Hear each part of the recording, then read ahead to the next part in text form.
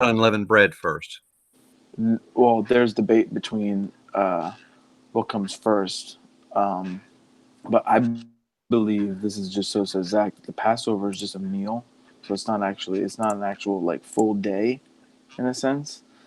It's just that meal. So you're preparing for the Passover, and Right. whatchamacallit. So that's the Right. It's first called the one. preparation day in the book of John. E- It's not the high, not the high Sabbath. Yeah, Possible. because they prepare, and then when the day that they eat it is the first day of unleavened bread, Um, and that's the I that's don't the know. 50. I I do. I mean, this is what I mean. I was in Hebrew roots for a long time, so debated the calendar extensively, and I believe that the day starts in the morning, but Oh, really? irrelevant. Yeah, and It- there's no, and they don't, and Oh, I you believe, really need to hear that because that's fascinating. He can. yeah, and I don't believe that the actual biblical believers of like they kept a different calendar. Like, so when you even said Heretic. the 13th month, yeah. When I'm you said the just joking. 13th month, that's something that's Judaism has come up with. That's not biblical. Well, how'd they make up for the days in the year then? Weren't the days short? Yeah, if you Well, if follow you the look at moon. the thing, there was a lot of the Old Testament only had 360 days in their count. Yeah, I believe that the biblical calendar would be 364, but 360 would be like actual days in a sense. Right. Everything goes by the vernal equinox. So all the feast days would be like pretty much the same day every single year. There would be Right. no deviation. Just like your birthday, it's the same day every single year. It could be a different day during the week, but it's still, my birthday is March 21st. It's always March 21st. But when you look at like the Hebrew roots calendar, and that was like what happened to me. What happened was my first Passover, it was awesome. I did all the feast days, and then the next year, the Passover was like like 3 to 4 weeks different than when we did it last time. And I was like, wow, that's really weird. How is that even possible? But I didn't really pay too much attention. So the next year, coming up to Passover, is when I started really digging into the calendar and looking at the Greek Septuagint and then looking at the Noah account and things like that. But it's only 150 days divided by 5 months is 30-day months, and the problem is, I know this is getting way off topic, but the moon has nothing to do with the Jewish Hebrew calendar. So when they talk about the new moon and all these things like that, it's actually I believe it's actually how can I say, it's I guess mistranslation, or not. It's not really a mistranslation. I believe it's the Masoretic text deliberately putting their Jewish uh, Judaism traditions in the scriptures, because what's interesting is when you look in Hebrew, the Masoretic text, there's two Hebrew words that is used for the word month. The first one, which is like the majority of it, is a Hebrew word called chodesh, right? And then the other word, which is translated as month, but majority of the time it's translated as moon, which is the word yarech, right? So these two words are interchangeable in the Masoretic text. But when you look at the Septuagint, they use two distinct words for month and moon, and they never interchange them whatsoever. I've got a real quick argument that a fourth grader would use, but I think it would be effective nonetheless. Um, Uh, wasn't the sun supposed to rule the day? yes. Aren't they called feast days, not feast Mm, nights? I see what you're saying. I mean, and what's another interesting assumption is when you look at Genesis 1:14, it actually says that he created a greater light and a lesser light to rule the day and the rule the night, whatever. But it says that he made them for signs, seasons, for days and years. Mentions nothing about months. So that's just another interesting side note. I mean, but that's kind of getting off the main topic of Stacy's question. I mean, I could literally I go through a huge teaching on this, but I mean, Yeah, if you could give me a brief overview again. yeah. So just Prep for that course. So yeah, just so then the next feast day would be the day after. right? In my case, it would be in the morning when they wake up. It's the 15th, or even if you go to sleep, whatever.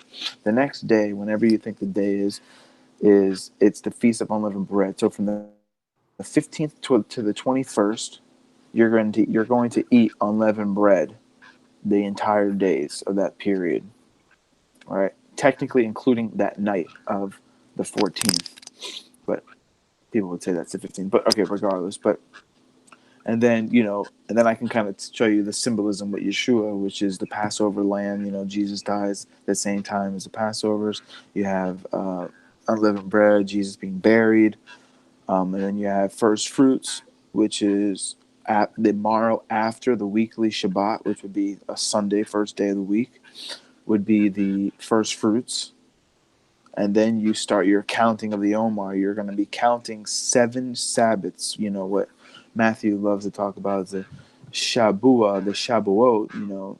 Is the signs of the sevens. You're going to be counting 7 signs, and again, Exodus chapter 31 says that the Sabbath is the sign of the covenant. So they're going to be counting 7 signs to get to the 49th day. The day after is Shavuot, the the Pentecost in the Greek, 50 days. And then you have What do the Jews believe Pentecost represents? it represents the giving of the Torah. Okay. Because what's interesting is if you look in Exodus chapter 19, verse 1, it gives it a date, it gives a timestamp, which says the 3rd month after leaving Egypt. So they're in the 3rd month, right? So remember, they left on the 1st month, now it's the 3rd month. So it's getting towards that Pentecost time. Okay. So that's kind of like what they kind of take that as. And then you have summer, and then there's a break. There is no summer feast days. Then you go to the 7th month, which again, this. Oh, hey, Lori, by the way. But you have the 7th month, which is again 7 in the Hebrew Bible. 7 is immaculate.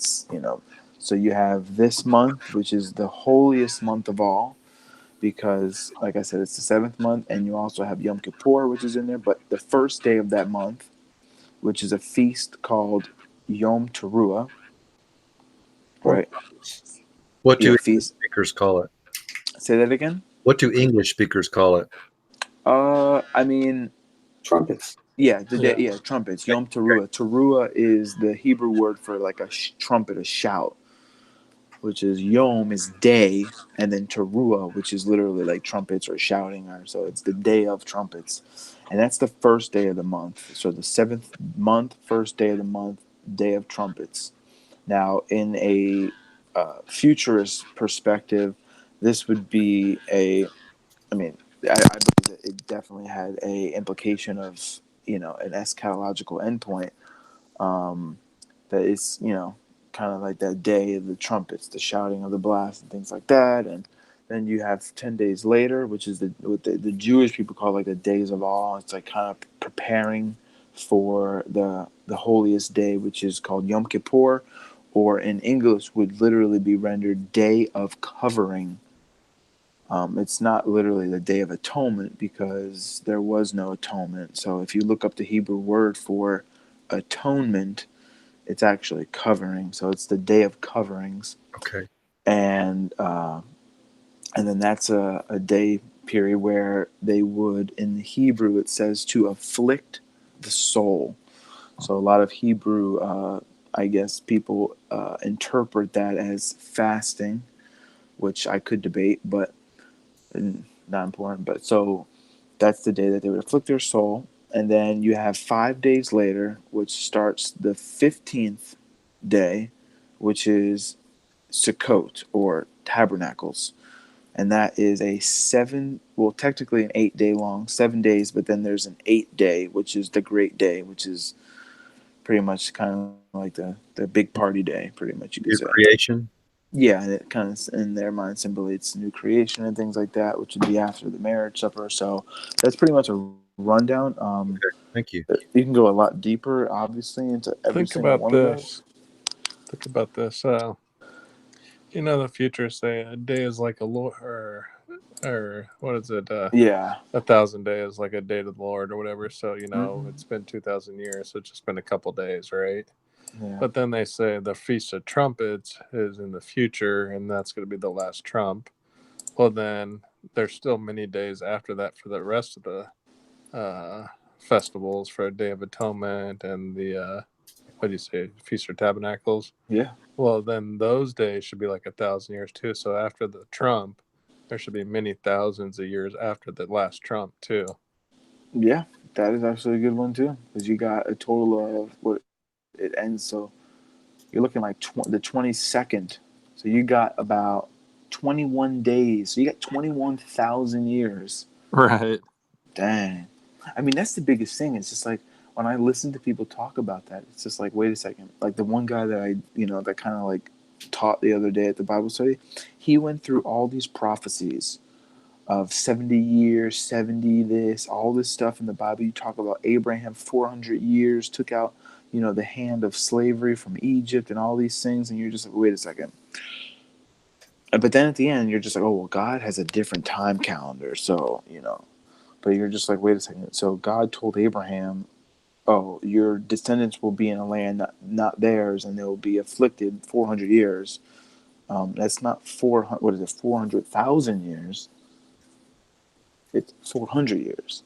And if you look at the Bible, it actually says, that very time period is when they left. Yeah, especially in the Hebrew roots, man. When you start learning about the Hebrew calendar, you know that God can tell time. Because these are in Leviticus chapter 23. God says that these are my feast days. They're not Jewish feast days. They're the Lord's feast days. So And I they, watched, what's his name? Don Preston. yeah, He did a thing like if the feast days weren't fulfilled, then the Bible wouldn't be true. I didn't quite make sense of all of his videos, but it was somewhat interesting. yeah. I mean, because you have the first 4 feast days. I mean, because that's the thing. The feast days had, I guess, Jesus's ministry kind of like foretold that you got to think about it. Like God told the Israelites for 1,500 years before Christ ever came, you're going to kill a Passover lamb every single year. And think about it, our country has traditions, and we're not even 300 years old. Just imagine for 1,500 years, this Passover thing is ingrained into their very being.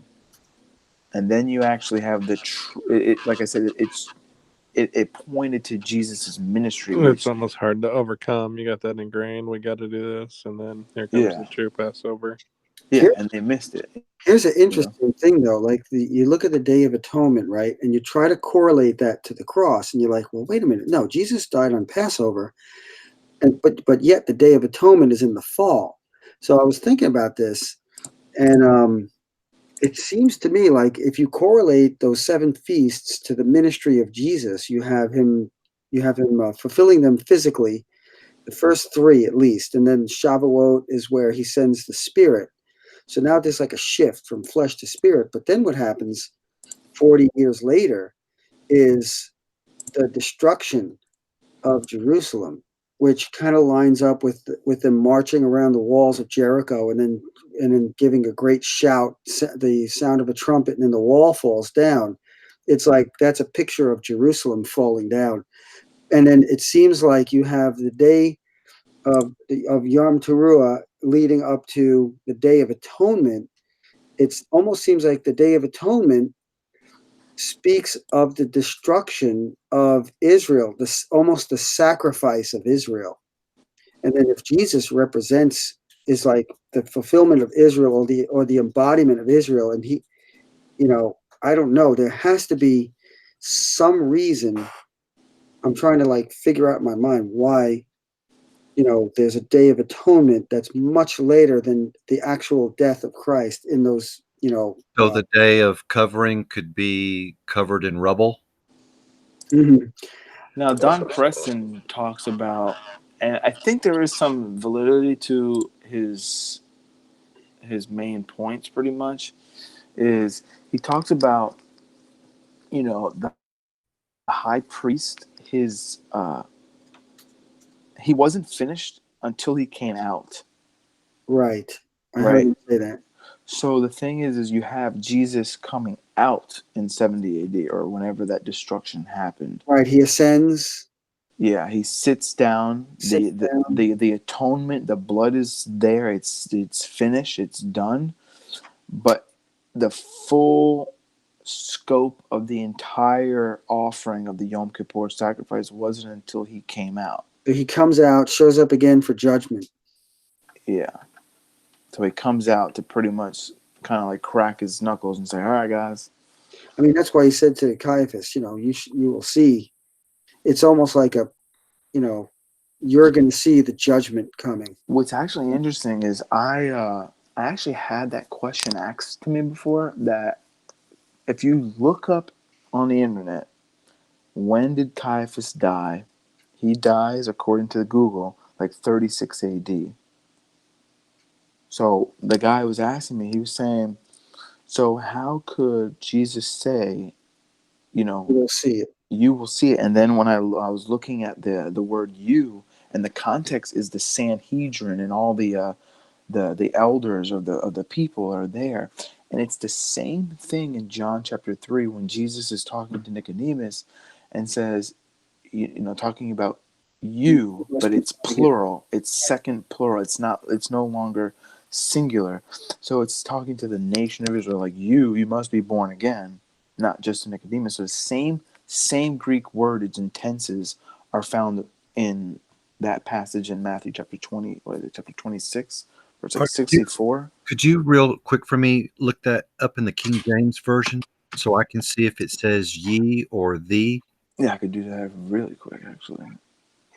26 KJV verse That's 64 one of the said, good Jesus things said of unto him, Thou hast said, nevertheless I say unto you, hereafter ye see, okay. All right. shall ye see the Son of Man sitting on the right hand of power and coming in the clouds of heaven. That's a check mark for the King James because that's the reason why it's good because it shows the plurals versus the singulars. Gotcha, I never knew that. But I mean, let me see if it does it in John chapter 3, because I know that's the same type of scenario. So John chapter 3, what is it? Oh, look at that. Marvel not that I said unto thee, ye must be born again. Wow. That's actually pretty cool, dude. Yeah, isn't it? Yeah. So that is I will definitely bump up the King James Version one notch. Yeah, it has its purposes. I mean, I've always liked the King James, but the thing is I've always, when I read it, I'd always translate those words already. Right. Like thou, I say you, so I automatically do that when I read that. Because I used to have, I still have, I have a King James Version, but it's called the Word of Yahweh. So all it does is it just changes, the Lord, Jesus, and God, and says, for the Lord, it says Yahweh, and Jesus is Yeshua, and then God, it says Elohim. But everything else is exactly the King James Version. So I used that when I first really became a believer. That's my first one of my first main Bibles. I've actually used ye and thee in my poem. Um, I said that today for the women's Bible study. They loved it so You much. should say it again because it is actually pretty awesome. Okay. All right. Hold on. Let me. I'm pretty sure you guys have heard this poem, but Hey guys, hey, Lord. Hey, Laura. I can't stay long. My daughter just came into town, so we're gonna do dinner in a while. Aw. But you never know how long it's gonna take her, right? Mm. Yeah, she just said I'll be a while. That's cool. Where are you guys gonna go eat? I don't Or know. what? We can never agree. Yeah. Yeah. What is she like that you don't like? Restaurants. Yeah. That does. I don't like fast food. Well, that's the thing is you never had Chick-fil-A, so Right. you got to come to the States and go to Chick-fil-A at least once. Yeah, somebody told me that about an In-N-Out burger too. I never had that, but I've seen videos. They look pretty good. They weren't that great. Oh, really? No, I was quite, yeah. You I thought I probably was supposed to just be raving about it, but you probably just got that one that just was, that could be. That could be. Okay, you guys ready? Yeah. I call it the greatest gift. Once upon a time in a village far, far away, beyond the night, past the day, a village of beauty and all that's within would cause one to smile much more than a grin. There was a great king in the center of town, surrounded by light that came from his crown. Then one day the great king said, with a smile on his face, "A bride I desire, so I'll build her a place. A great mansion with many rooms I shall build, and with treasures and gifts I will see that they're filled." Then the great king did work with much skill to show forth his love and all his goodwill. For this king is special in all that he makes. He sees that it's good and has no mistakes. When the townsfolk had seen the gift that he made, they started to shout and began to parade, "O great king, thou hast done it again, for your great skill is matched by no man." And then the great king did say with a frown, "Alas, my true bride is in need of a gown." Diligently he began with needle and thread to sew a white garment to fulfill what he said. And when he had finished, the garment did shine. It was so bright, they thought it divine. "O great king, what shall we say? This new garment is brighter than day." And then the great king yet again said, "Behold, now for my bride a harp of pure gold." And then he worked hard and soon did perfect the harp he had built, which was for his elect. And again the townsfolk sang out with great glee, "O great king, how fortunate to see! Each gift becomes greater, whatever will the next one be?" And then the great king said, with a final decree, "The greatest gift I have to give, I have yet to show ye." And then he did work, and work did he do, for this was the greatest gift that he knew. And when he had finished, he held out his hands to show them the nail prints, for these were his plans.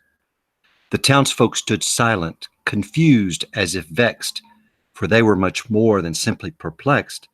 "What is this horrible thing that has befallen our great king?" Another replied with sadness and woe, "I don't understand, and I don't know." But the great king knew that they understood not, for this was a mystery that he hadn't yet taught. "You will not understand this greatest gift yet, for my bride to be you have still not met." And then one day his young bride did appear, long awaited and cherished, and showing great fear. Then the great king stretched out his hands to embrace, while his bride did recognize both mercy and grace.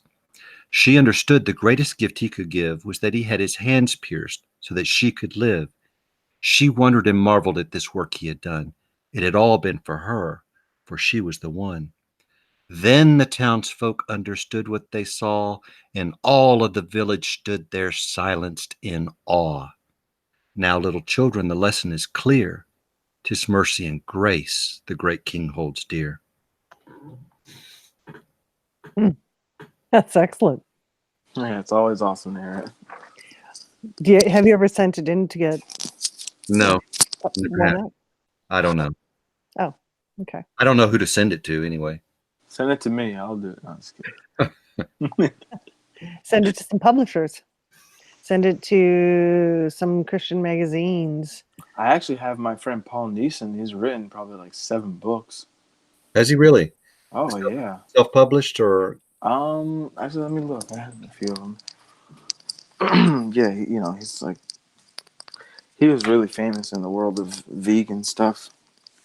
Yeah, he was a famous chef, wasn't he? Yeah, very big. Where would I find that? Is he still a vegan? Oh yeah, you should see his house. He's got like the coolest house ever. He's got like 50 fruit trees on there. Um, I mean, he does. It does say it says 343 Publishing Company, West Palm Beach, Florida. I don't think that's him. I can ask him. I'll send him a text message tomorrow and be like, "Yo, I don't know when was the last time I've written a book, but Yeah, but he would know the ins and outs. And like, look, this is what Paul Neeson looks like without a beard. If anybody, if you guys remember, hold on. Well, that's not me, but you see that? Oh, he's young there. Oh my gosh. Yeah. So if you, this is the raw life. Huh. Yeah, I don't know. I like my steaks once a year. And that's just going past it, right? Like flying over it.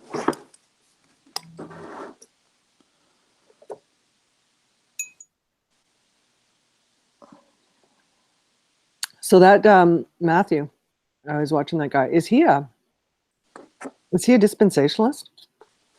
Which guy? I don't know his name. You mean the guy with the 11-part series? Mm-hmm. Yeah, I don't know if I would watch anything else of his, but I liked his take on the open view there. Yeah, I think he is quite interesting. Well, the way he lays it out with the power model versus the knowledge model is an interesting way. I haven't heard another open theist put it that way. Mm-hmm. So he doesn't touch on all aspects, but it's basically he's attacking it from how would God know the future? It's either because he just knows it, or he has the power to say something and make it happen. And then obviously you saw he demonstrates, biblically how that's the way it Yeah, plays.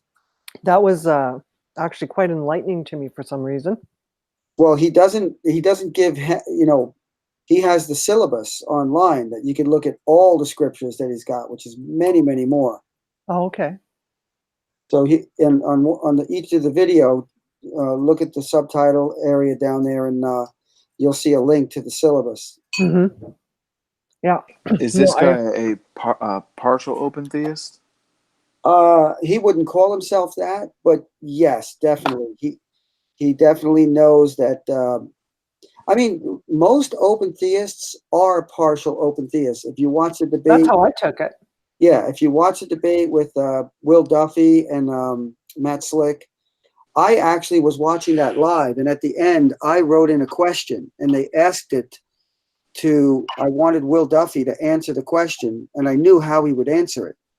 And the question was, do you concede that God does make some things happen and override free will? And he said, absolutely, of course. How else would prophecy take place? Mm-hmm. Gotcha. Most open theists really are partial. Greg Boyd is the same way. Greg Boyd definitely admits that God intervened, override free will, and made things happen. But it's the basic overall, way that God deals with man, even in the Old Covenant, where free will is the standard, and then making things happen with his power. But you would say now, besides the second coming of Jesus Christ and the new heavens and new earth, besides that, everything is just open, right? Yeah, I would say it's either everything. I mean, we can't read about what we're experiencing in the Bible for the last 2,000 years, but I don't see as much of a reason for God to be intervening, because there's no writing of the Bible. There's no for, like, when I read for a purpose, like in Ephesians and in Romans 8, I'm thinking the purpose there is to write the Bible, is to show the fulfilled prophecies, and to bring us up to 70 AD. Since then, I don't really see the need for God. I think consistently in that argument, it would make a lot more sense to say, yeah, it's open now because Right. most everything is. It's not like the Old Testament where it Correct. was leading up to 70 AD. Right. We're in the new covenant. The gospel is established. Yeah. The Bible is established. There's no reason for God to be intervening. He's allowing the gospel to go out. That's why we have responsibility to preach the word when we're asked about the hope that lies within us, that type of thing. Gotcha. So, Laura, What's that? You liked? Did you watch it, the other one, or just that 11-part thing? Oh no, Oh well, what do you mean other part? The other, I posted the 2 other debates. One of them was with James White, and James. Oh White, no, I didn't see those. oh yeah, I posted it in there. James. Yeah, I That's see it. I see it now. And I like the guy who he debated a lot. He James seemed White. no, the other guy, Sanders. He's very Okay. timid, but he's actually very intellectual. And he did a great job. And I was quite surprised. James White was very nice during that whole debate. Yeah. That's a first. Yep. Hey, don't be talking about. He's your favorite. Come He on. must have heard of us. It was a while back. He was quite heavy. He looked like he had about 40 pounds on him. More than Yeah, me. he's a bikeaholic now, man. He rides like hundreds of miles a week. James White. Yeah. Yeah. No, I thought it was really interesting. I'd never really heard it put like that before. I can see that. I can totally see that. It's I'll not. definitely look into it a lot more. It's not really as heretical as people think it is. You know, the first Oh thing. no, not at all. As soon as they hear open theism, no, heretic. God knows the future, you heretic. Yeah. I mean, it's just pretty much the premise of what do you understand of Genesis 1:1? It's just like, I mean, I understand how you put time, but it just makes so much sense that, like, God would be outside of time. I think there's a verse in the Psalms that literally says he knows the future. I don't know if that verse exists. I'd love to hear it. There's I'll a see lot if I of can find it. I just saw it like I do definitely yesterday. have some scriptures that came to mind when he's when I'm watching it. One of them was he knows your thoughts before you think them. Is that a scripture? I think it is for some reason. I haven't had time. No, I just did a Well, they would pretty much say like anything that has to do about like knowing somebody before their womb or knowing the words before they even come out. It would be particularly that person only. So like in Psalms, what is it, 139? It talks about that God knew like what what David was going to say. Well, that just has to do with David or other people that were born before whatever. But well, the guy John Schoenheit, I think is his name. He really gives a lot of examples. Like I said, it's nothing compared to what he has in the syllabus of literal verses that have to be taken as anthropomorphic. of course. I want to ask Matthew a little bit more about Genesis 1:1. So before creation, time did not exist, right? No, I say time always existed, but at the same time, I say there's no such thing as time. The thing is, though, if that time existed before creation Mhm. and it was forever in the past, Right. then there never would have been a point for God to say, let there be light, right? Because it would always be in the future. No, when I talk about time, I have to use the word time, but I really don't believe time is a thing. Time is not a thing. We use it like it's a thing. We say, give me some more time. Well, what are you saying when you say, give me some more time? So before creation, right. What would that look like for God to exist? See, you don't realize that if you use the word before creation, you already admit that there's time before creation, because if there was no time before creation, you couldn't say before. You'd have to say outside of creation. Okay, absent of creation. Right? Would God's existence look like? Well, if I can't explain that, that doesn't mean that time exists. Right, I understand, but I'm just, if you think that this medium or whatever, existed before, it's always existed. Well, I look at time kind of like love. It's an aspect of God. It's an aspect of being. So time just is a relation to being. Like if you're alive, then you're experiencing time, but you're not experiencing a thing. You're just experiencing life. And if you're living, you're in time, so to speak. If you're dead, there is no time. Like, let's say, I believe in soul sleep, right? So I believe that if I died today and then I wasn't resurrected for another 4,000 years, There's no time. when I woke up, it would seem like a second later because Like I sleep. wasn't experiencing time. Okay, so God What was about always living. what about Psalm 92? It kind of gives a description of that. It says, "Before you created the world and the mountains were made, from the beginning to the end, you are God." Okay. What does that mean? So, I mean, this says there was a beginning and end. What does that mean, do you think? Let's see what the King James says. See, to me, these verses could actually be. I look at them like it proves time. Like, if Jesus waits at the right hand of the Father, well, Jesus is in heaven, right? What is he doing in heaven? He's waiting at the right hand of the Father. How do you wait if you're not in time? If God's patient and not willing that any should perish, right? So if God's patient, how are you patient if you're not in time? You have to take all of these things non-literally. And then, like the guy says, Lori, listen to it, so she'll know what I mean. He says, well, now I don't know when to buy. There's no rule of when I should take this thing literal and when I should take that thing non-literal. How do you interpret the Bible now? If you're supposed to pick up the Bible and know God from it, and yet it's really giving us a perspective, like a man's perspective, like Stacey, you would say, but not God's perspective. Well, then I'm not really learning about God. I'm But learning. there is If God's perspective time, in there, though. Well, I mean, there's God's view, but a perspective doesn't change a reality. If you and me read a newspaper about something that took place, that thing that took place, and we can't change it. But you have one perspective, and I have another. The reality of what is written in the newspaper doesn't change. It's the reality. Yeah, but there's just different perspectives. Like you speak to a 2-year-old differently than you would speak to, a college student. Absolutely, but God is speaking to us, and this is a question that actually James White asks John Sanders in that debate, and Sanders answers it quite well.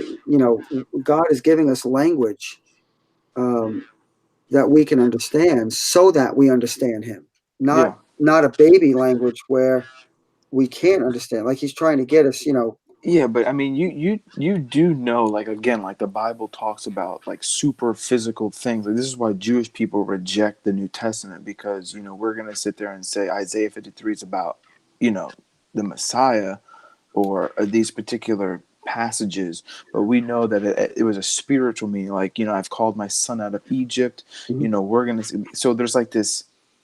It's like a literal meaning, but it actually means something not literal. Like Jesus is the Lamb of God. Jesus is not a lamb.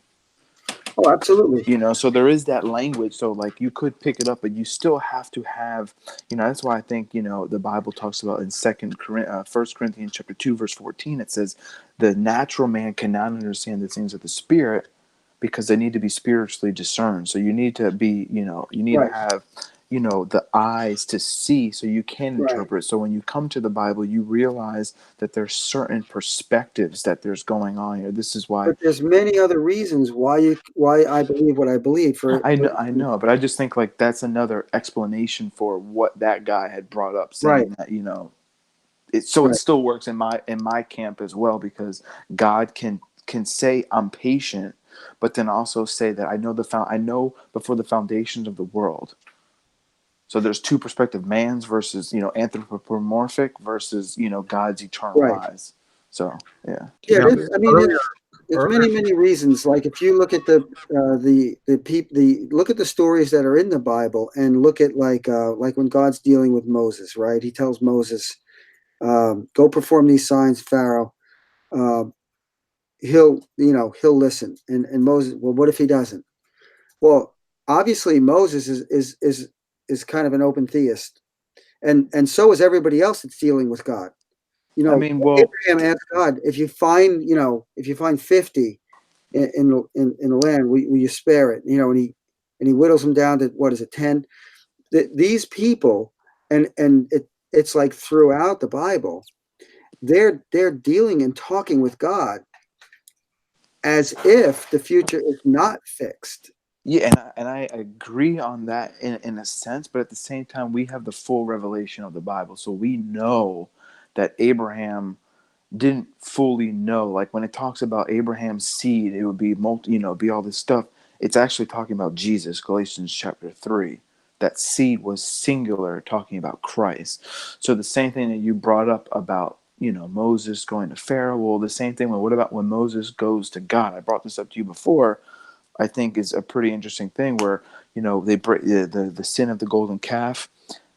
God says, go down for, they're, sinning against me. And then, he says, I'm going to kill everybody and start and just leave you. But what's interesting is God had already made the promise to Abraham that through his descendants that he would, make this seed come through. And what's interesting is he couldn't do it with just Moses because Moses is from Levi. And according to Genesis chapter 49, verse 10, it says that the law shall not depart from Judah, but until Shiloh comes. So Judah has to be the one where this law, this Jesus comes from. So he couldn't kill Judah. So he couldn't just leave Moses. But that's the thing. It's that perspective. So again, Moses says, Father, he says, God, remember your covenant that you made with Abraham, Isaac, and Jacob. What, did God forget the covenant? Did he forget that he, made Abraham be a blessing, father of many nations, to No, but you can, have the but That's you an can see, excellent question. but you can see God changing his mind. He repents many times. I know, but my Gotta thing fly, guys. is Have a all good right, night. good Okay. night. Right, All Lord. right. Too, But boy. my main point is we have to step back from that scenario because I think that you know I Wait, love Zach, hold Zach, on, I just wait. want to say this one little thing. Just let me just finish my point. I guess like the main thing is the plain reading of the text. There's a lot of passages that you'll go to and just like you'll just say to me like just read what it says, just read it. But the problem is I think that we need to step back and see the full picture. So the same thing like I am bringing up with this Moses and killing all the people, like if we step back and see the entire Bible, well, we know Jesus was slain from the foundation of the world. This is a predestined event that even you would say that was predestined to happen. So God could, even though God said he was going to do that, and that in a sense, he changed his mind. He wanted to kill them all, but then Moses has to intercede, so he changed his mind again. Something that an in time, more limited being would have to do, or it's just anthropomorphic, type of lesson to show Moses is kind of like Christ interceding on behalf, some other deeper message behind. How much have you, Zach, looked into it at all? Like, have you watched any debates or listened to any? Oh yeah, of course. I mean, I guess I've you have, listened to the James White debate. I've listened to some of the videos with two guys sitting with a book open and one guy has a laptop. I remember one video like that you had sent before, and then speaking with you pretty much. We've gone back for, I mean, how long? Like 2 years now, almost a year and a half. Let me ask you a real quick question. If God had made the covenant with Abraham that it was through Judah, and then he's talking to Moses and he's going to wipe out Judah because he changed his mind, and then Moses has to put God back on the track of his covenant, then if God can change his mind when he makes a covenant, then why should he be trusted at all? Because he can easily just change his mind again. well, that's right, and that's one of the questions that's often asked to the open theists. Like, how can we trust? Well, because we trust God is good. That we trust God because of his person. It's like, you trust your family or your dad, or even though they change, you just trust them as the person they are. So if God is love, and God wants benefit, and But the thing is even if you love your father, if your father is making promises and then reneging on them, then you would eventually not trust your father, right? well, see, I don't see God reneging on promises. What I see God doing is changing the route to get, and you can't know that God like had to if he says, I'm going to do this, oftentimes, in fact, very oftentimes, it's kind of contingent on what people do. And then God bends, he shapes, he changes. I mean, this is just the structure of what we read. So really, in essence, then you're saying that He's relational. not to be derogatory or anything, but you're basically saying that God is a master of plan Bs. I wouldn't quite But put it that way. but it does sort of, I mean, he would always have a contingency. I So would say it this way. God doesn't have to, when God wants to reach an end goal, he doesn't have to fix everything in between. He's masterful enough where he can change, and still make it happen.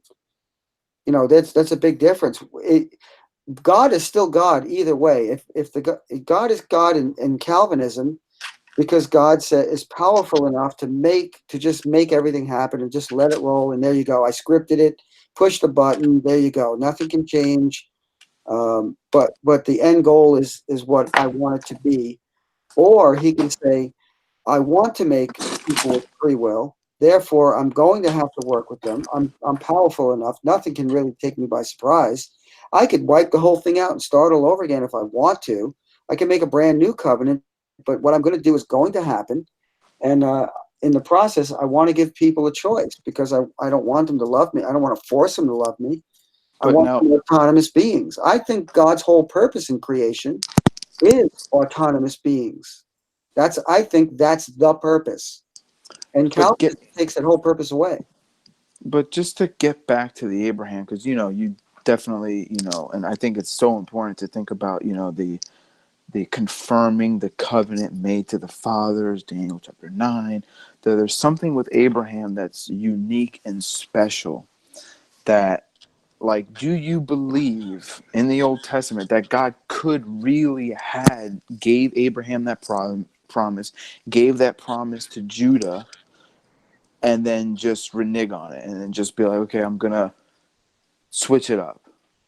Well, switching up is not reneging. What do you think of this, Matthew? It's free will to choose Calvinism. It doesn't make any sense to me. It's free will to believe in Calvinism, of course. I think the fact that God's children believe in different things is a testament to free will, because God doesn't desire. It's Paul talks about till we come to the unity of the faith. That's an interesting point. If God would God want wanted us. everything to be the same, we should all believe the same, you would think. Well, if God wants to enlighten all believers and give them the unity of the faith, but believers don't believe the same thing, to me, that just proves all the more that you have a mind of your own, and you can believe wrong things. I mean, that's why there's a lot of admonishment. That's why there's teaching in the Bible. To me, in Calvinism, there's no need for teaching. well, there are probably 32,000 species of frog. Some are poisonous, some are not, some are large, some are small, some are aquatic, some are terrestrial. So he obviously loves biodiversity. So why can't theological diversity? I mean, I don't think that we need to be like the same completely, but all frogs eat, and they eat insects, flies and stuff. They all hop. So there are some characteristics that they all have across the board, but yet they also have their distinctions in their little niches or in their little communities of areas that they are. And they're Yep. perfectly suited for that community too. Yeah, but I don't see the correlation. We're talking about God's children compared to frogs, and we're talking about lies and error. God does not. God's about the truth. Well, the Judah thing that you were talking about, he could have just picked a different Judah, kind of similar to how he did with Zerubbabel. Okay, the one Judah, Zerubbabel, he said, although you were the signet ring on my finger, I plucked you off. And then he picked the other Zerubbabel instead. Still Zerubbabel, so it's still, through Zerubbabel, the capstone will be brought forth. So Yeah, but then that would mean that he could theoretically just be like, okay, well, I am going to kill everybody because. Yes, he could. You're right. So That's the thing. God has to look over the contract for loopholes that he can make. Why would he do that? because he would have to find a different Judah, or he could just what would God do to himself if he broke that covenant? And if Moses did not intercede, and God had already made up his mind that he was not going to have that happen, then wouldn't God have actually broken that covenant? And what would he have done to himself? So what you're saying is, in order for God never to break a covenant, he's got to just, at the beginning of his creation, just decree that it's going to go this way and write the script. And that's like putting God in a box to his own decree. I mean, but I would say though that you believe that though. That's the partial open theist, that you believe that Jesus Christ had to die because it was scripted. It was predestined from by God. He was going to get that done no matter what. I wouldn't say he had to die. I'm going to say God wanted him to die, and what God wants is going to happen unless he changes his mind. So could Jesus not have died then? Let's say God changed his mind, but after he gave all the prophecies, like, wouldn't he be a false prophet? I mean, that's what I'm trying to no, but you have examples of prophecies in the Bible that don't come to pass because if God makes the prophecy with the contingency upon somebody's or some group of people's obedience, then it may go this way, it may go that way. There was no contingency with the cross. This was it. God said, this is what I want. I want the cross, and I want the Savior. I want, Jesus Christ to be the Savior. There was no contingency, and that's why it happened the way it did. Yeah, and the same thing with Abraham. There was no contingency. God put him to sleep, and he walked through the pieces, not Abraham. So, it was, God going to do that. Right, so we have it. But that doesn't prove either one of our points. I mean, just the way it's just the perspective. It's just like, I feel like, I mean, to be honest, like when we go to these passages that seem in my camp like this anthropomorphic, like, because I'm just like, oh, obviously God knows the future. So I go to that scripture with that preconceived notion that it can't mean what it literally says. But the thing is you go to that scripture with your preconceived notion and you read it literally as it says and say, look how easy and plainly it reads. God, wanted this to happen, but then, somebody came and spoke to him and then changed his mind. Well, I don't know if I have a preconceived notion. I believed for a very long time that God absolutely knows the future, absolute, futuristic omniscience. And I didn't know why. I never thought about, well, I just thought he's God. He knows the future, and that's how most Christians are. If you ask them, why do you think God knows the future? I don't know. He's God. They can't really explain it. But even a lot of Calvinists that you hear, including James White, he will say, well, God decreed everything. But if he didn't decree everything, then he couldn't know the future, because that is an outright contradiction to say that God gave somebody a free will and yet he knows what you're going to do. That's the opposite of a free will. There would have to be some way, it's like saying, can God create a rock so big that he can't lift it? We all know, the answer is yes and no. But when he's talking about free will, or when we're thinking about free will, there's no way that God could know what a free will being will do. He can guess better than anybody else. If he knows what I'm thinking, then he knows what I'm about to say. And I think that's what that verse in the Psalms is talking about. Before it comes out of your lips, God knows what you're thinking. That's all the verse says. And open theists have done a great job of taking all those verses and actually just breaking them down and saying, look what it actually says. And, they've been pretty convincing to me. Yeah. I mean, but again, like we preconceived notions can change. Like I used to go to the Bible reading it through the Hebraic roots lens, but now I don't. So that's what I'm saying. Like, you go to the Bible. That's what I always talk about. Whenever we talk about Calvinism, whenever I always say to me and you is the foundation is time. If God is inside time and bound by it, like he has, like, for God, theoretically, like right now it's 10:38 for him and he goes, man, I'm getting ready for bed or whatever. He's bound by that, just like we are, because time is what you were saying is relative to being. Well, I wouldn't, like if that was an argument against, like if we were debating and use that, I would say that's a little bit of a straw man, because I would never say that God is bound by time.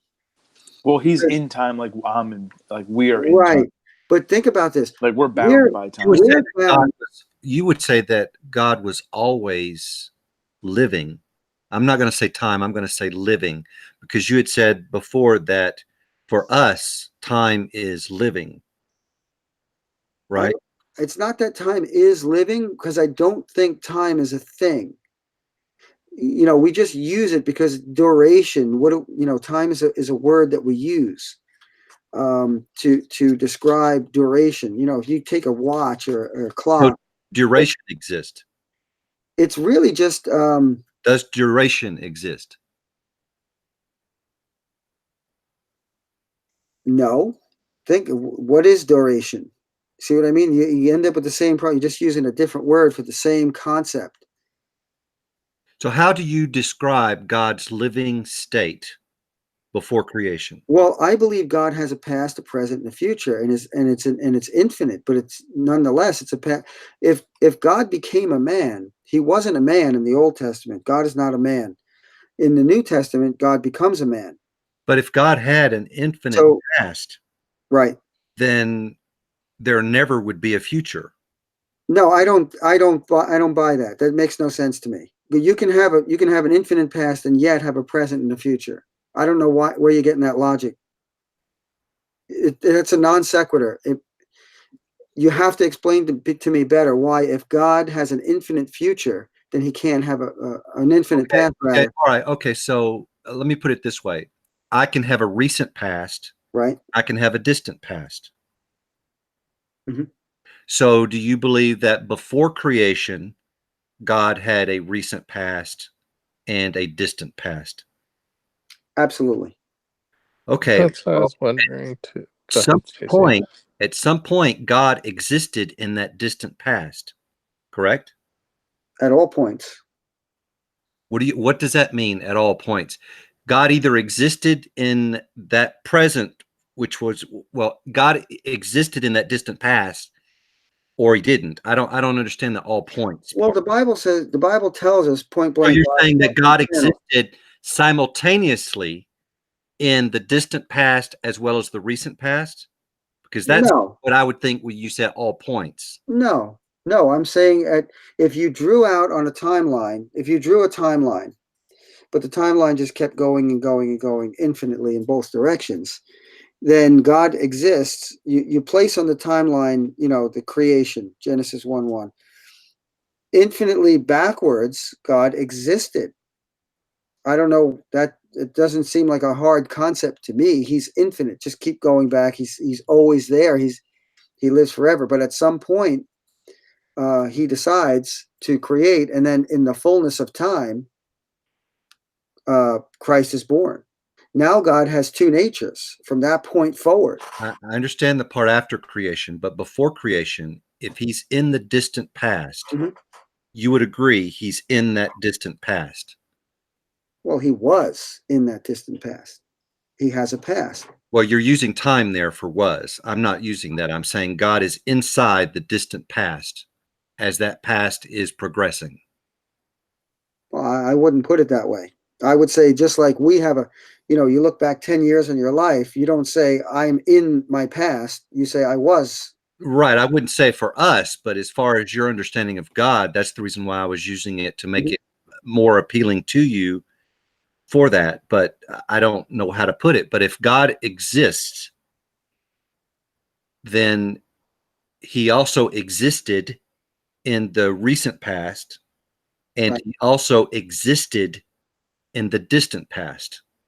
I would, You I would, agree, I would, right? I would think we all agree with that. I would hope so. Okay, so if God existed in the distant past, and past is forever going on, then God existed in the distant past. So if you carry that out to infinity, there never would be a recent past. You would never reach the recent past from the distant to the infinity past.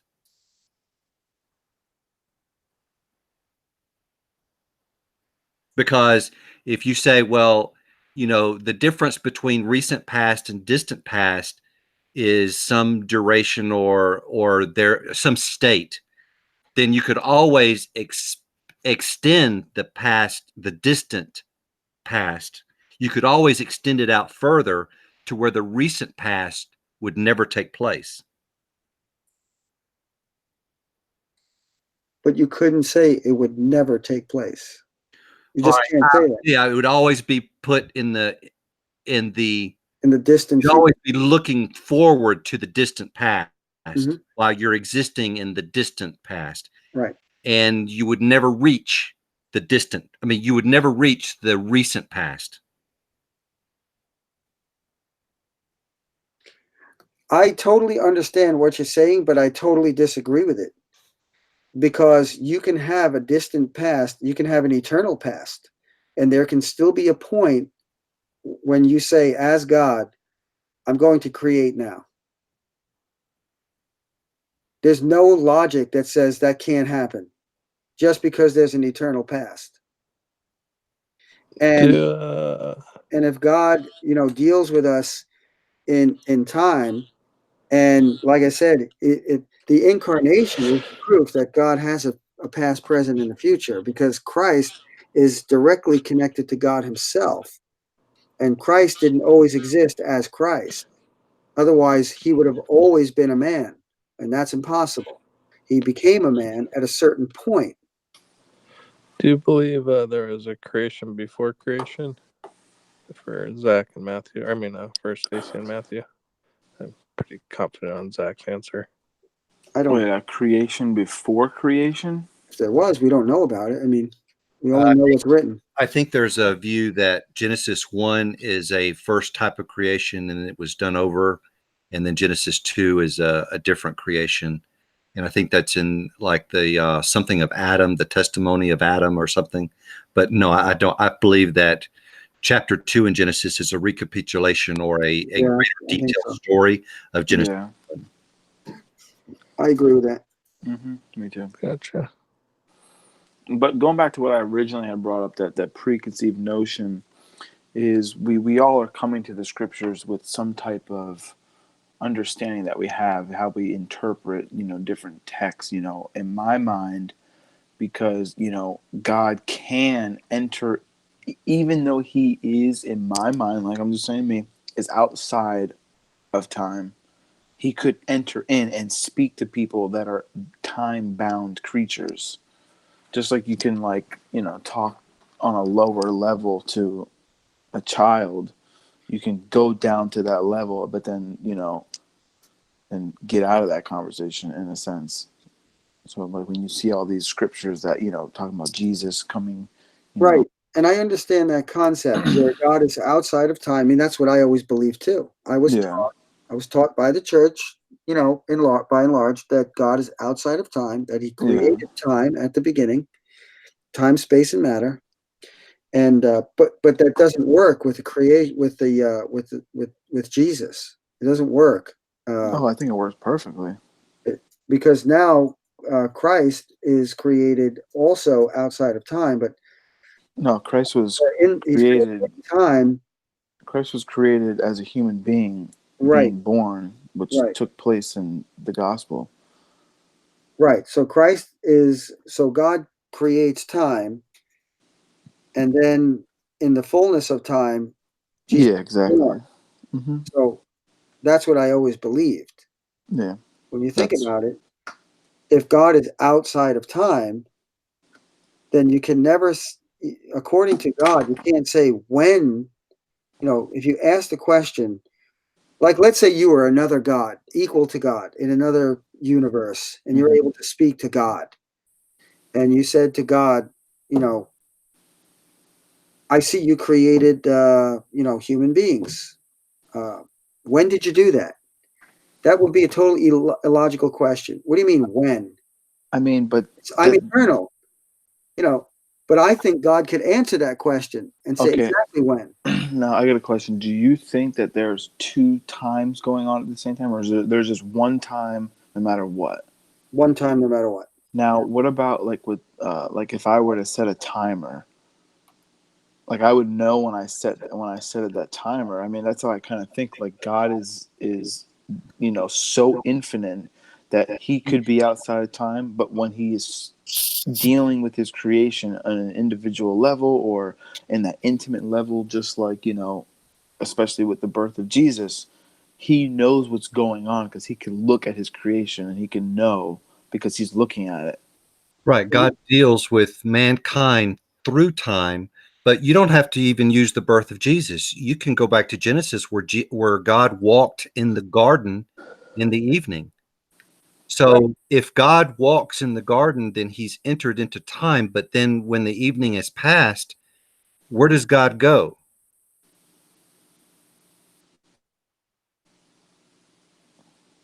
Well, if God created the creation, if God's outside of time and then he creates time, as a part of the creation, then God would have to be living all those interactions that we read about in the Bible with the men of the past.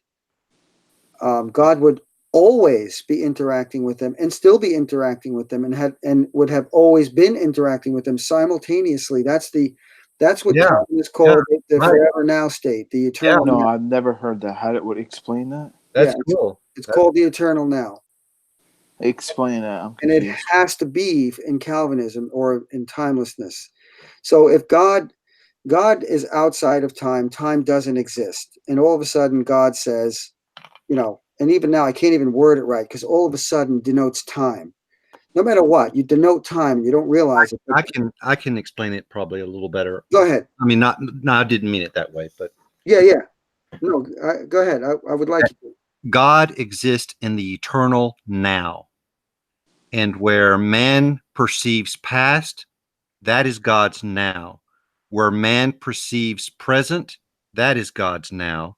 And where man perceives future, that is God's now. Holy, holy, holy is the Lord God Almighty, who was and is to come. I've never heard that thought before. So you're like, so if I were to take a time machine and like go back hypothetically, I would see Abraham and see God talking to him. Yes.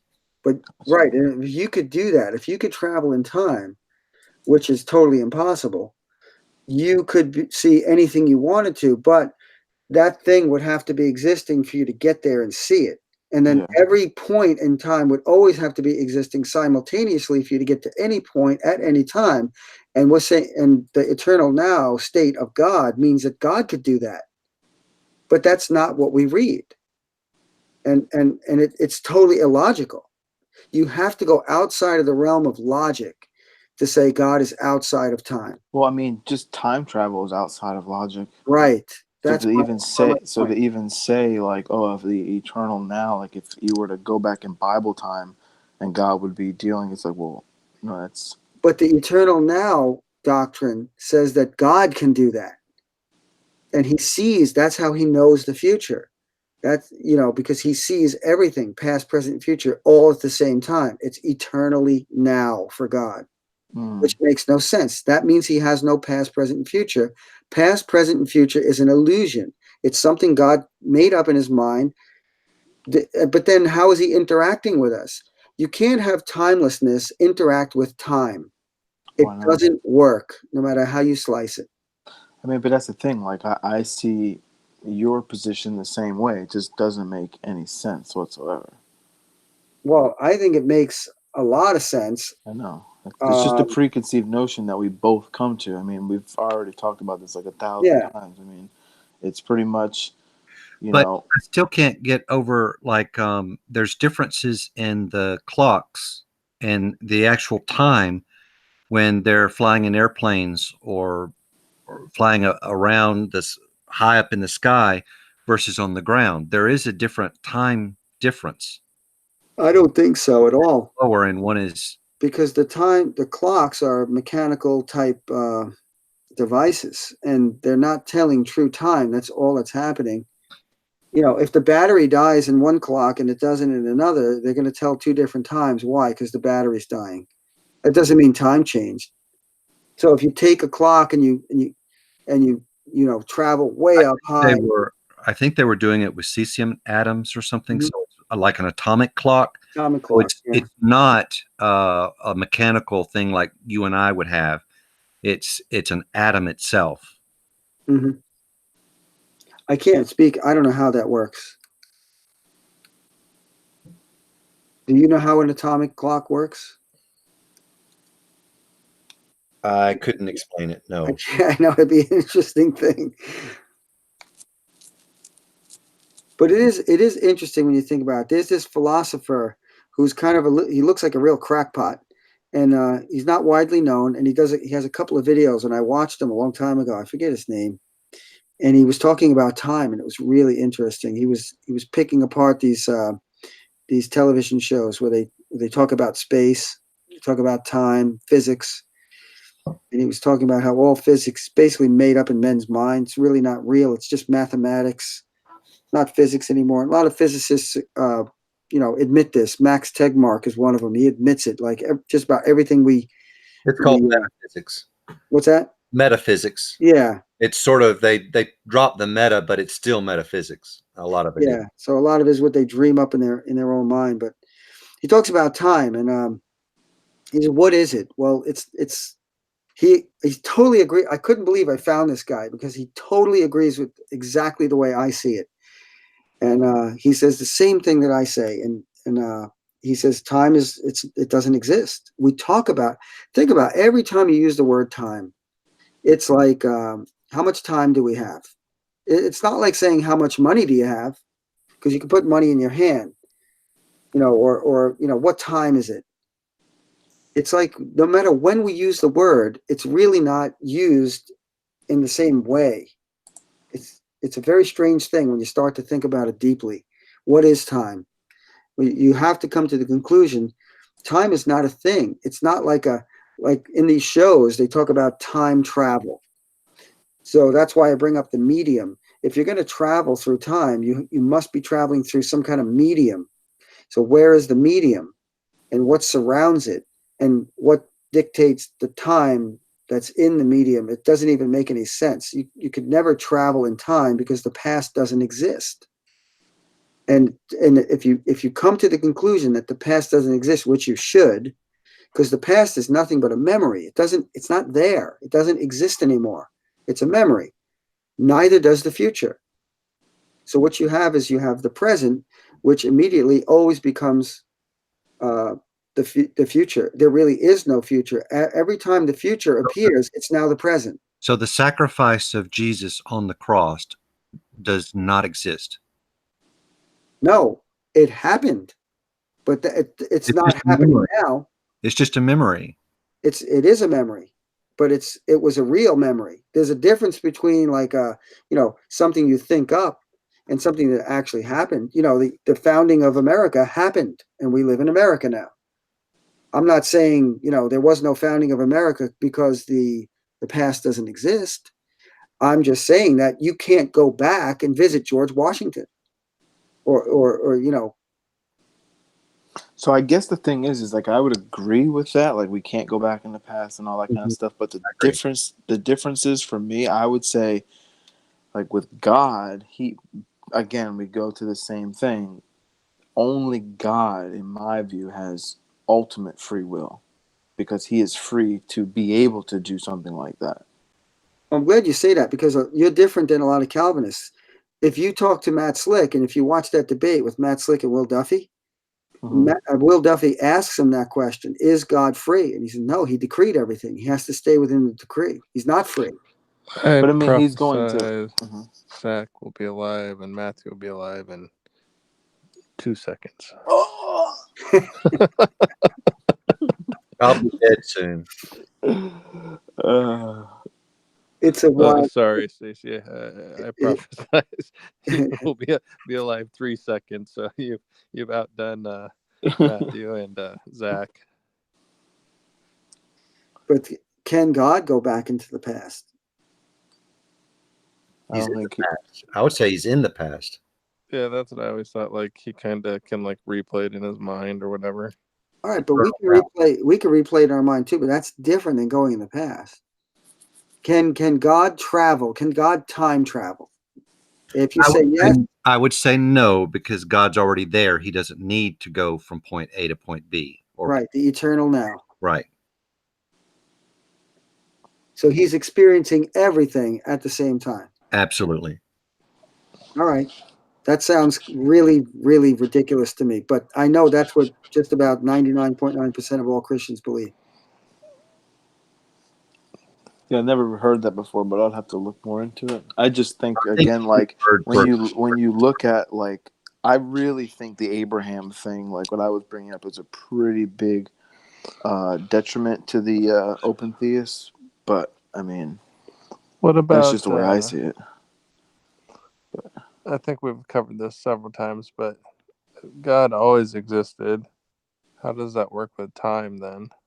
Did time always exist? I say yes.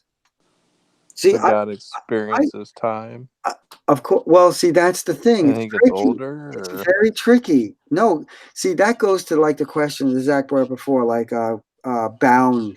We're bound by time. Why? Because we are dependent. Like we are beings that need to be sustained. So, in other words, like you see how we have to we got to get to work. We're bound by time, and if we don't get to work, we're not going to make enough money. We're not going to be able to feed ourselves and our family. So we're bound by time. We're subject to time. Even if God is on the same timeline that we are and just eternal, that doesn't mean he's bound by time. God does not need sustenance. He's the sustainer. So he's not bound by anything. And he's omnipotent. So he could do anything he wants. He can create anything he wants. He could destroy anything he wants. Why would he be bound by time if he's in? Yeah, I didn't mean like he's bound, like he's got to go. He's got like an You just appointment right. to You just get to. he's I'm in it, just right. what I'm just saying is like right now for God. I mean, it depends on what time zone he's in. Because right now it's 11, Eastern Standard Time for all of us, but for people in Philippines, they're in the middle of their work session. So whichever time, he's probably on Jerusalem time, obviously. So Right, he's on Israel time. Israel is the time clock of God. It's a dispensational thing. No, I know what you mean. You mean he's in, bound by time. You mean he's in time. But yeah, I think in a way, God, and don't call me a heretic. In a way, God is bound by time. yeah. He has a past, present, and a future. What's a synonym for heretic? Just kidding. If you find one, don't call me it. I would never. No, I think God is in time. Just call him a liar. But right. think of God I don't know. Were you on for that part, Matthew? What's that? Where the guy called him a liar? Which part? Earlier on in the hangout, Zach was telling us the guy called him Oh, yeah. and then a liar. That's the reason why I said I got you. call you a liar. But think about this. If God is love, then God was always love, and God will always be love. So love is not something that God created. Love is something that God is. He is love, right? So now you could look at time in the same way, even though it's different kind of an aspect. God doesn't. Like God wouldn't be outside of love. He doesn't create time. But is there a scripture that says God is time? I mean, the Bible does say that God is love, so I see your aspect on that one. But is there a scripture There's that no actually scripture. says? There's no scripture that actually says God is outside of time. So we both don't have a scripture. Okay. Right, but you read about God. All you read about in the Bible is God operating in time. That's all you A read. lot of I things know. that don't have Because scripture, the Bible was though. written for us, right? Yeah. Of course, but it's written about. There's a history there of God interacting with man. Yeah, that are time bound. Right. So of course, whatever is for us to look at, it would have to be time bound.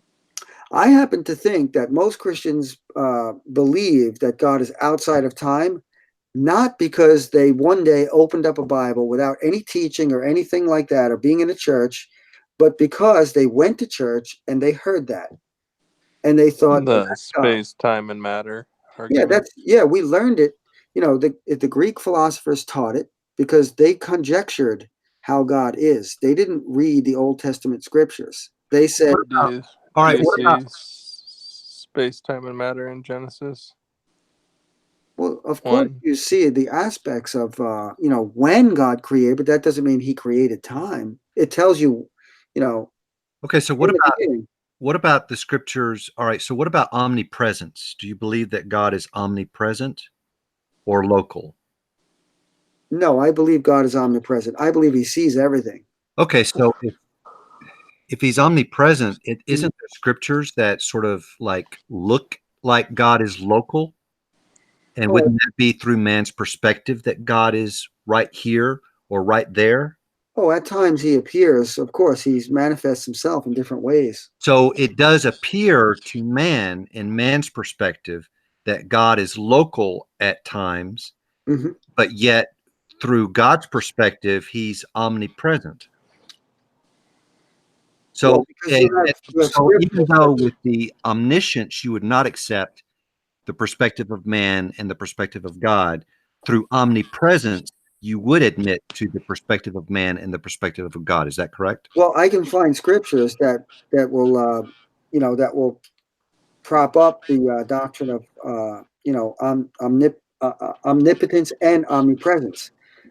And at the same time, you could read stories about where God sends angels and talks to men face to face. So you have both there. So how do you reconcile that if it's not through perspectives? Does God I remain don't. omnipresent and then for a moment localizes himself and Oh, then goes sure. back Why to not? Yeah, presence? absolutely. Why not? So God is not always omnipresent. No, I think he's always omnipresent, and then he could appear to man in a specific way at the same time. Why not? I mean, we see that. That's a fact. We Kind of read like about it. Christ appearing. I mean, that's a manifestation of God. It's Christ himself. God was manifest in the flesh, it says. But Did what about how do you have time without timepieces? if you destroyed every clock in the world, that doesn't destroy time. Well, not the clocks. I mean the sun, moon, and stars. Oh, you definitely have time because all they do, they're just clocks in the sky. You have time before the sun is you have a few days before the sun is made. Well, I mean you only had day one on day one though. You didn't have day one before day one. But your point is valid. You have time, you have a day, you know. What is the sun is made on day 4, Yeah, but light was made on day one. right? I know you have light before sun, Hmm. but you also have time happening. You have days before sun. You have the chronology of days before you even have a sun. Right. Yeah, I hear you there. But I So mean, how do you have day one before day one? right. I mean, how do you have time before time? You get what I mean? If you say before, like that's the thing I said to Stacy before, like if you say what was God doing before creation and you believe God is outside of time, you just really contradicted yourself. If you say what happened before creation, before means time. That's the whole point, though.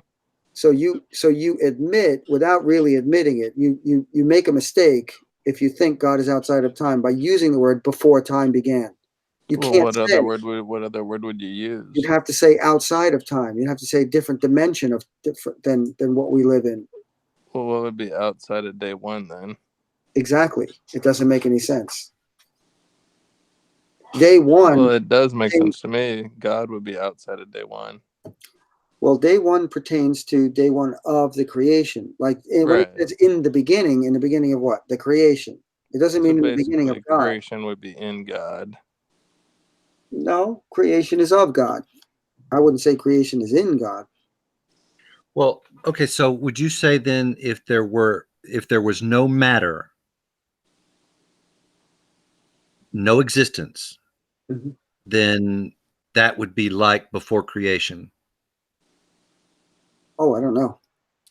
So if there is no matter, there is definitely no progression and no time, no present, no anything outside of matter. In other words, if all matter was gone, there's no way for you to tell time, right?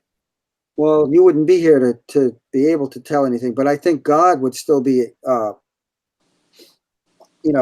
would still be experiencing his own Well, life. doesn't the Bible use the word before the foundation of the earth? Right. It does. So I mean, if that's in there, unless that's a mistranslation, seems legitimate question. All I'm saying is if you take much of the Bible at face value, you come to the conclusion that, God at some point in time decided to create, and then at another point in time decided to, have Mary conceive and have Jesus Christ born. And, it reads as though God is interacting. You have to imagine that God is in an eternal now outside of this whole thing. You have to imagine that. It doesn't tell you that. You're imagining it. And somebody taught it to you in church.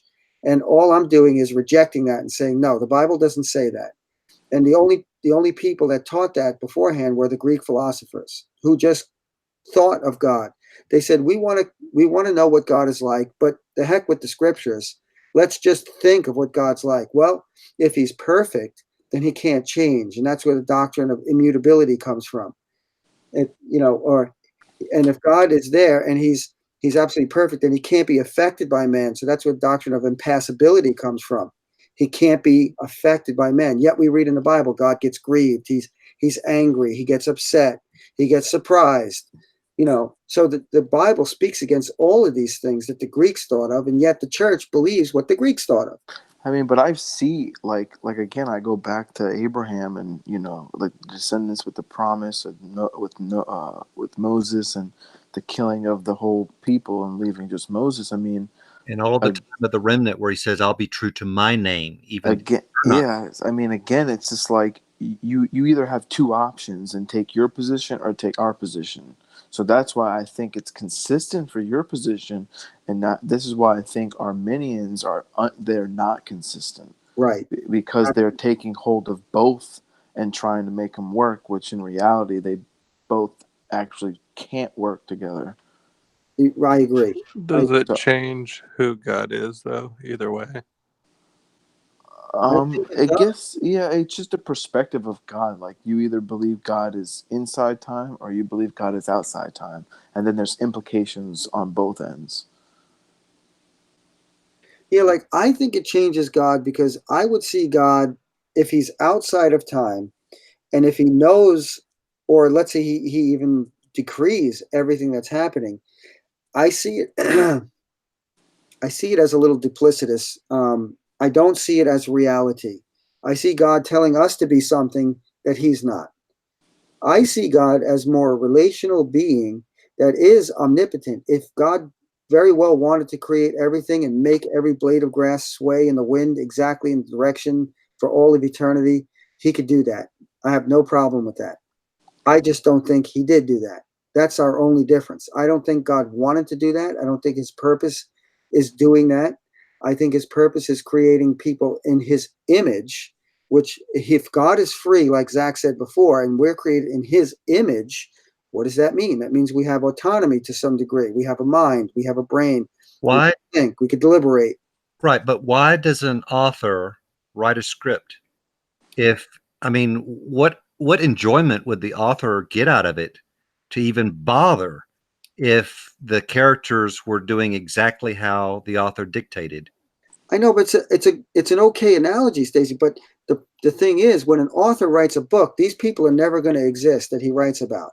It's just a story. God's creating real people now for real relationships, for loving relationships. So I don't know why God would want to. If think about you, if you had the ability, you do. I mean, God gave us the ability to procreate.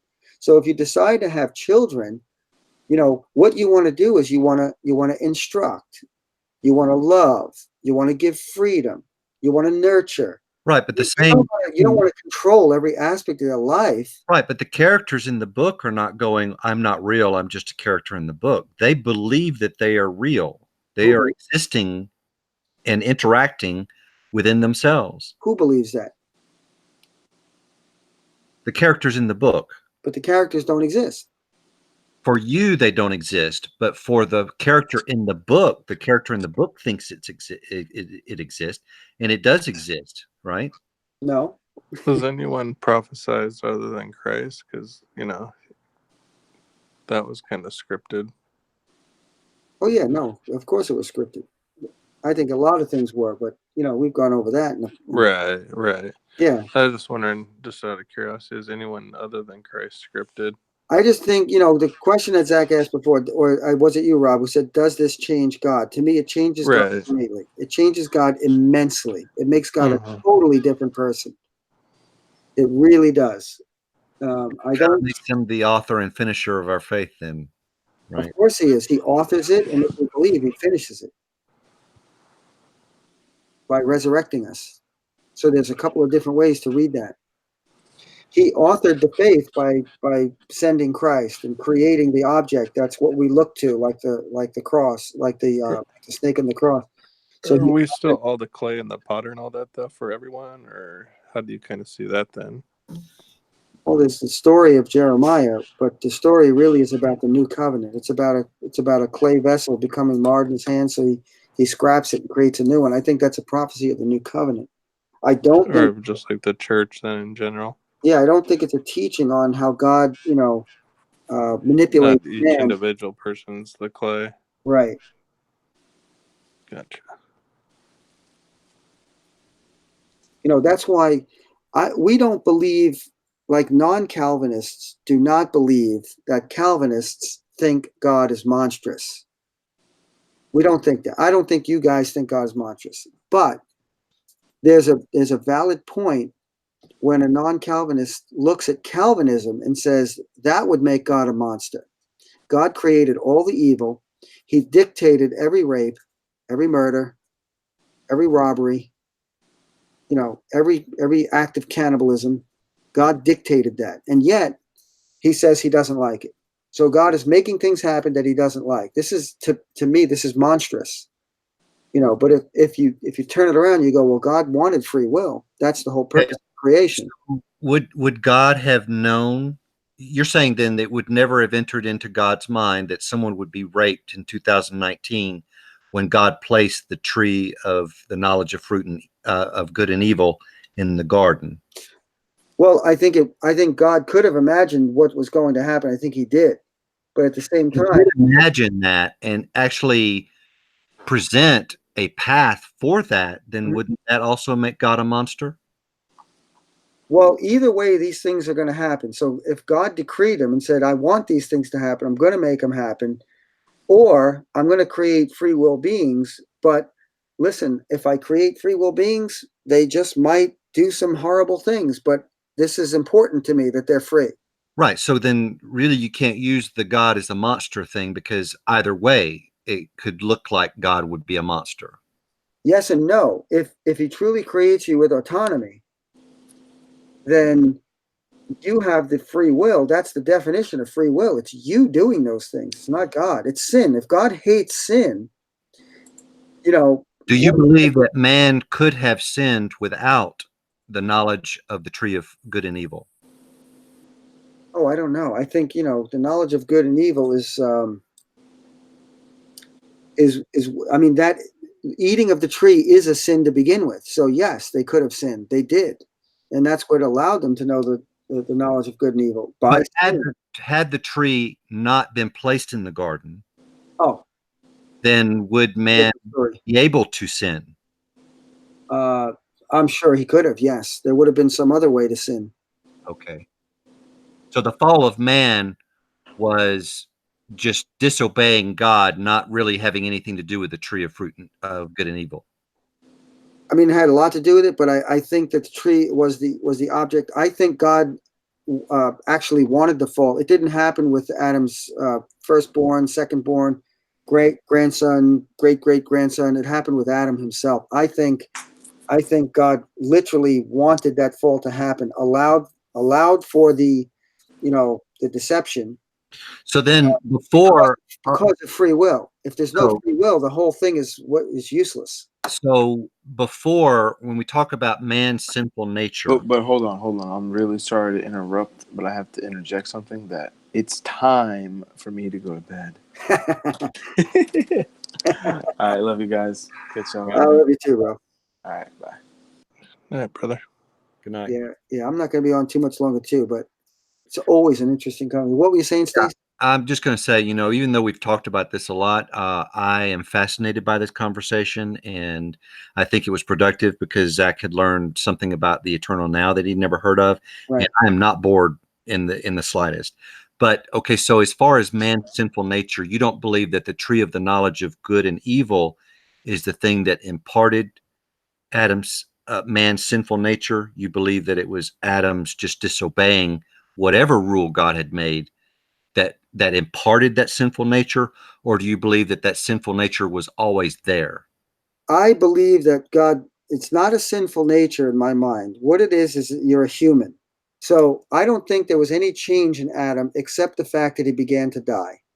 So God told him, "Don't do this." The tree was just something that He gave him to an instruction, and it could have been a flower. Don't pick that flower. It could have been anything, but God chose it to be a tree. Don't eat from it, but He did. So He could have sinned in any way, shape, or form. I don't believe that we have like any different nature than Adam. I believe we sin easier than Adam did because we have much more temptation. What was Adam's temptation? Not much. He couldn't cheat on his wife. There wasn't anybody to cheat with. He couldn't steal because everything was free.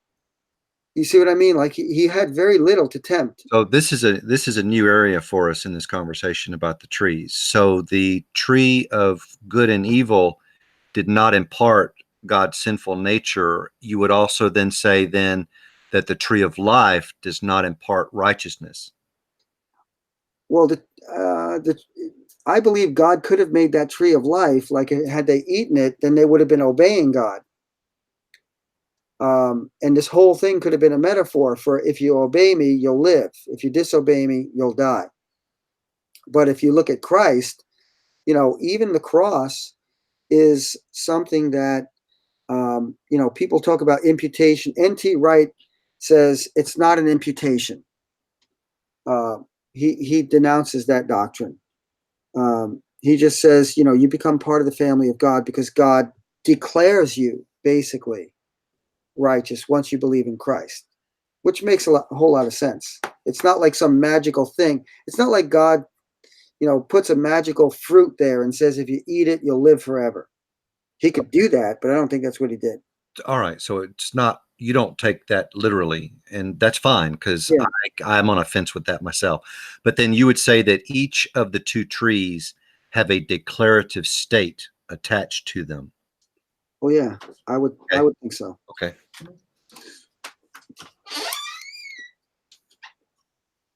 Yeah, even though we talk about the same subjects a lot, it always seems like there's something new or a little bit different angle, a little bit different insight. I know it really does. It's kind of cool. It's quite stimulating. I don't get to I don't get to do this until we hang out.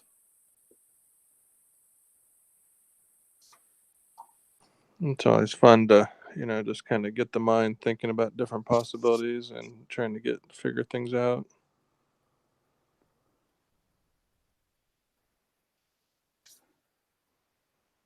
Yeah.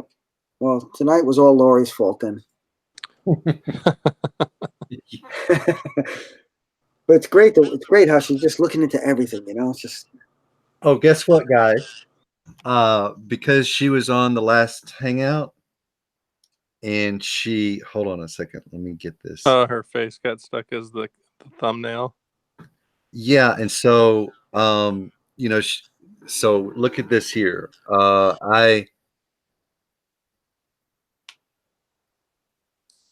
I took a picture of her. It's hard. You can't see.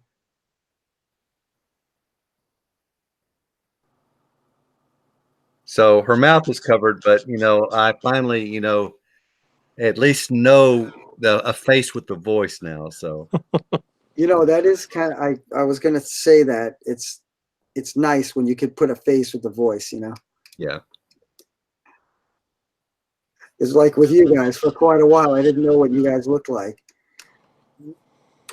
Did we meet your expectations or? Stacy, I picked you completely different.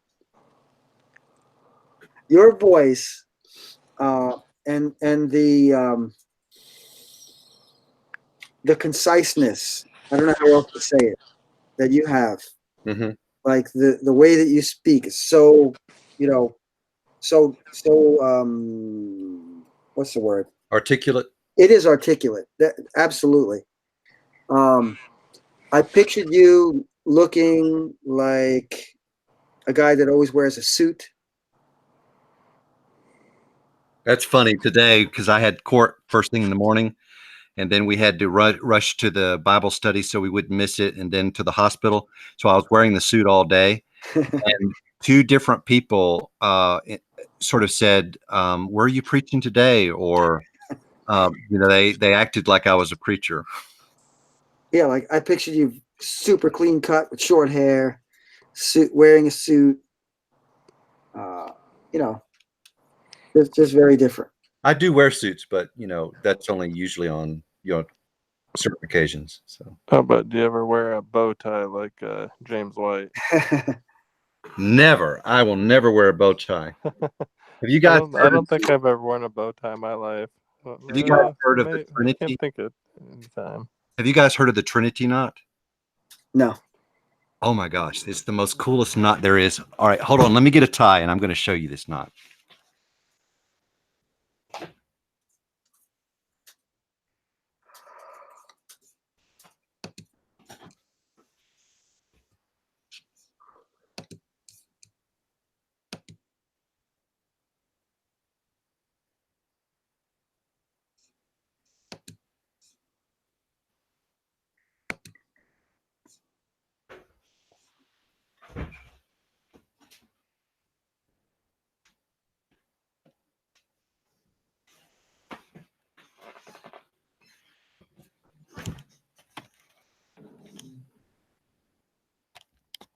Okay. All right, let me see me. All right, so you take a tie, and the reason why I like this knot is because you don't have to ever readjust it because you can get it at the exact length that you want. So you put it here like this, and then you make a dimple with the tie, and then you wrap. You go under, you go behind, you go over and underneath, and that makes kind of like a heart shape. See? Right. Then you go over kind of loosely, okay? And then you go up through that, and then you go through that loop that you just made in the front. Now you come back over and you go over that top loop. And then when you have that extra part, you just tuck it under your collar. But what you have is a three-sided knot. Oh yeah, yeah. And the coolest thing. It's called the Trinity knot. Yeah, I've never seen that before. Yeah, it's really cool. That would take me about a year to figure out how to do it. Yeah, I don't know if I could even do I that can't one by even do a memory that Windsor. quick for sure. I can't even do a Windsor or half Windsor anymore. I'll never. That's just always going to be that. So. Think about teaching that one to a high school graduate.